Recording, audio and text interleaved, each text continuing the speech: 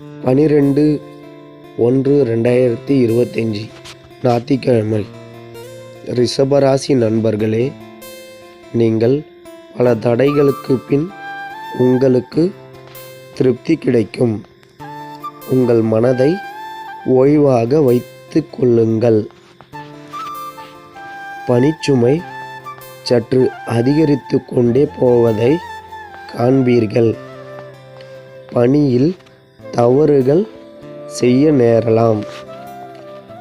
உங்கள் வார்த்தைகளால் உங்கள் துணைவியின் மனதை காயப்படுத்தக்கூடும். நல்ல புரிந்துணர்வை ஏற்படுத்தும். இதை தவிர்க்க வேண்டும். இன்று பண தட்டுப்பாடு காணப்படும். செலவுகள் சற்று அதிகமாக இருக்கும்.